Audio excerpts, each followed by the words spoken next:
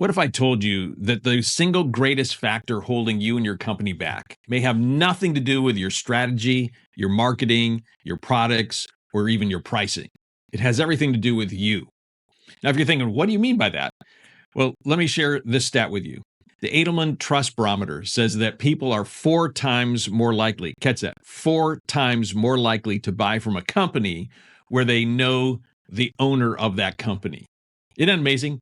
They're 4 times more likely to buy if they know from you, which means that if you're not actively engaged in building your personal brand for you and your company, that you are literally losing money every single day. You know this, I know this, that best known beats best product every day. And that's why if you don't build your personal brand every single day, you are losing money every single day. The good news, of course, is that it's easy to fix this problem, and I'm going to show you how to do that today and why you need to do it. So pay attention closely. Most business owners and entrepreneurs get this completely wrong. They think that personal branding is something that influencers or celebrities do, but that's not true. People have been doing personal branding since the time of Adam and Eve. Personal branding is just the new word for reputation. And people have had a reputation since people have been around on planet Earth. What we're talking about in personal branding, though, is taking that reputation and making sure enough of the right people know it so that they will do business with you. That's all it is. Now, I don't know about you, but I've been slow to the game on personal branding. But what convinced me this past year was because one of my mentors, Sharon Sratza, said that fame is the most efficient business model. And at the time I was thinking, I really don't care about being famous. So it just kind of went in one ear and went out the other, but I kept thinking about it. And then I began to realize that it's not about fame. It's really about building your reputation so that enough people know you so that they can know, like, and trust you so that they're going to do business with you. When I reframed it that way, I started to think, hey, there might be something to this. And then I started to think about a couple different people and their personal brands. The first person I was thinking about was Elon Musk. Now, whether you like or don't like Elon's irrelevant to this conversation. He has built Tesla into a powerhouse. How many people do you think buy Teslas because of Elon? A lot. A lot. There are a lot of electric car companies out there, but there's only one Tesla, and it's connected to Elon. Elon has driven a lot of sales simply because of his personal brand. Whether you like or don't like it, it's true. Another person who made me think differently about this was The Rock, or Dwayne Johnson. Now, I don't know if you know this, but his tequila brand, Terramana, launched in 2020. 1 year later, just 1 year later, the brand valuation was $3.5 billion. $3.5 billion valuation in 1 year. A lot of tequila companies out there. I don't know anyone else who's built a $3.5 billion valuation in 1 year. How did he do that? Off of his personal brand. He recommended it. People bought it in droves. I talked to somebody this week who said, hey, I use Mint Mobile. I said, why? He said, because of Ryan Reynolds. Right? Personal brands move things. My wife and daughters are into Magnolia Company, Chip and Joanna Gaines. And when they go to buy a coffee mug, they'll pay, call it $25 to buy a Magnolia mug, where they could pay $2.50, here locally and get a similar coffee mug. Why are they willing to pay 10 times more? Because of the personal brand that they feel connected to. I was reading not that long ago that Kim Kardashian gets paid, catch this, $2.17 million for one Instagram post. Why? Because she's built a personal brand that people feel attracted to, and she can put out one post and someone's only willing to pay $2 million because they think they're going to get more than $2 million of value back. $2.17 million for one Instagram post. All of a sudden I started thinking, man, maybe there is something to this personal brand thing. And then I started thinking, well, that's good for celebrities. What about us normal people? If that's what you're thinking, that's what I was thinking too. And then I started thinking about, well, every town that I know has some attorney in town who's well known for personal injury cases, and somebody who's well known for M&A, and somebody who's really well known for defense cases, and somebody who's really known for real estate, et cetera. And I started thinking about physicians. Like if you have a hip problem and you need to get a replacement, everyone knows, oh, you got to go to Dr. So-and-so because he or she is the best in town. Or if you need to buy a rug, someone will go, oh, you need to go to this place because they've got the best rugs. Every community has somebody who's built a personal brand that everyone knows, and they go to that company because there's some connection with the owner. I've seen this up close with some of my friends. Chris Wenzel has a blow dry bar down in Florida. And a couple years ago, he decided to go all in on this personal branding thing. And originally, his plan was that he was going to open up a bunch of these blow dry places all around Florida, in which case, then you have lots of leases, you got lots of employees, et cetera. But when he started blowing up his brand as Professor Blow Dry, all of a sudden his followers on TikTok and Instagram took off, and he ended up pivoting, and he's built a very, very successful business selling products related to hair care so that he doesn't actually have to open up all those locations. Another friend, Glenda Baker, is a real estate agent in Atlanta. She went all in on the personal branding thing and blew up again on TikTok and Instagram. And because of that, she went from being a traditional real estate agent to being the real estate agent that if you have a really nice property in Atlanta, you want to use Glenda. Both of them, just like other people, just like people throughout history, have found that building a personal brand is significantly helpful for you to be able to grow your business. It's not just for celebrities, it's also for normal people like you and me. So if you want to be able to grow and scale your company, if you want to get more traction, you need to build your personal brand so that people know, like, and trust you. And because they know, like, and trust you, they're going to know, like, and trust your company and its products and services. Now, if I've got you at least a little bit intrigued, let me just try to close the deal right now and prove to you that this is actually in your best interest.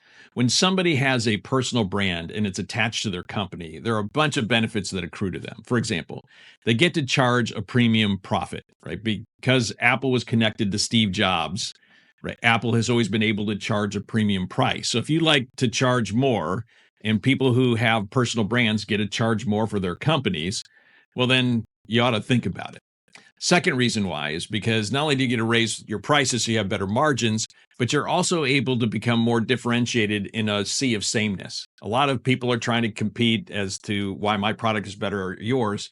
But when you have a personal brand, you are automatically differentiated, and people are going to want to buy from you and your company simply because they like you. Think about the George Foreman grill, right? There was a differentiator just because it was related to a personal brand, and that drove millions and millions of dollars worth of sales. You're also able to attract better talent. You know, people want to work for companies with a big personal brand because they know that that brand is going to be resilient, and other people are going to want to use that brand because somehow it got related to that person. You can even take a firm like the Cochran Law Firm. He's been dead for a number of years, and yet they're still able to attract great talent simply because of the brand that has been able to endure. You're also able to shorten your sales cycles because remember, if people know, like, and trust you and you've gone through the KLT barrier, then people want to buy from you faster. You don't have to spend so much time trying to convince somebody that they ought to buy from you and your company. You also generate more inbound leads because people know you. So when the problem arises, they immediately think, oh, who should I go? Oh, I need to go talk to this company. And so you get more leads, which means that your cost of acquisition is lower. So when you put all that together, you actually generate more profits just by building a personal brand. And then finally, I would recommend that in the midst of the uncertainty of what's going on in our markets right now, when I'm recording this, when you have a personal brand, that brand continues to last in the minds of your people. So you end up building a much more resilient company. So if you go through that list of reasons, I'm guessing there are enough of those to say, you know what, I really ought to do this. I need to make a personal brand part of our strategy for growing and scaling. If I convinced you that building your personal brand is something you must do or you're leaving money on the table, which is absolutely correct, then the next question is, like, what should I do about that? Well, let me give you 3 simple steps that can help you begin to build your personal brand. The first one you already know, which is believe it really matters. If you don't believe something matters, you're not going to do it. Our actions, our behaviors are always determined by our beliefs.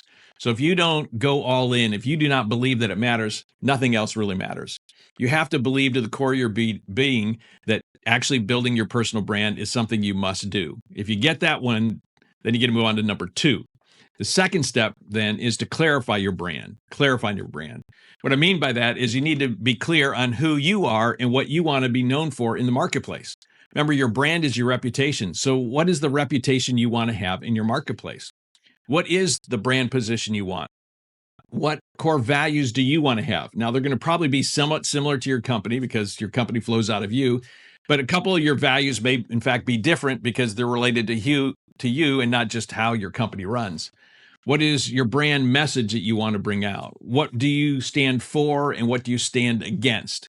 For example, in my case, I stand against win-lose negotiation. I believe in win-win.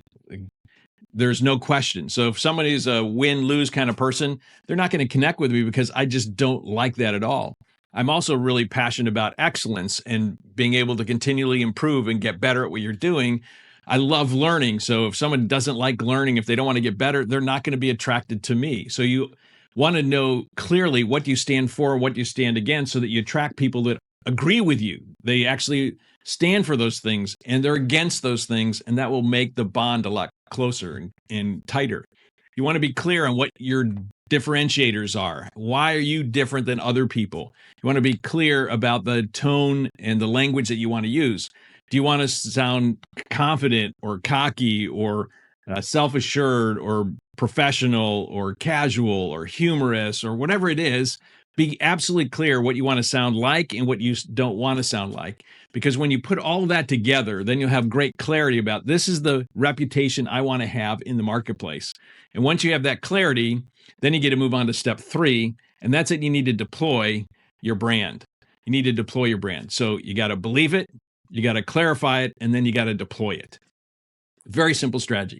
Now, the good news for you is that you don't have to do social media. Now, if you're on the digital side of things and you want to go social media, awesome, go for it. Go all in on LinkedIn, go all in on TikTok, go all in on Instagram, go all in on Facebook. Like, choose whatever platform you want and go all in it and be great at it. You can build a great personal brand that way. But for some of you, you're going to go to the more traditional route, and that's okay as well. So if you want to do that, then say, hey, I need to go out and start speaking in my community because then people get to know me. Awesome. Or you might say, hey, I want to get involved in networking groups and build my reputation as somebody who's a great networker and has all these great relationships around our community. Awesome. Maybe you decide you want to sponsor events, and now all of a sudden everyone knows you're sponsoring all these things around town, and they go, oh, you're the person who sponsors all these events, and you occasionally get to stand up and speak, and people go, oh, that's who that person is, that's what they stand for, I really like them. And you use sponsorships as it. Maybe you want to use joint ventures. Maybe you want to use ads or direct mail or TV or radio. There are plenty of ways to deploy your personal brand, but it all starts with you, first of all, believing that it matters. Then secondly, clarifying what that reputation is, and then deploying it out so that more and more people know, like, and trust you. Because when they know, like, and trust you, what are they going to do? They're going to trust the products and services that your company has to offer. And I love that comment from Edelman Trust, which is that people are 4 times more likely to buy from your company if they feel connected to you, the owner, founder of the company. So my question to you is, what are you going to do this week to begin to build your brand? Remember, best known beats best product every day. So if you have the best product, let's make it the best known. That's the best way to do it. Or as Grant Cardone likes to famously say, if they don't know you, they can't flow you. So what are you going to do today to make sure that your personal brand is known by more and more people in your market so that you can grow and scale your company? Now, if you like this, make sure that you watch this other video on how you can dominate your market. Until next time, to accelerate success, Bruce out.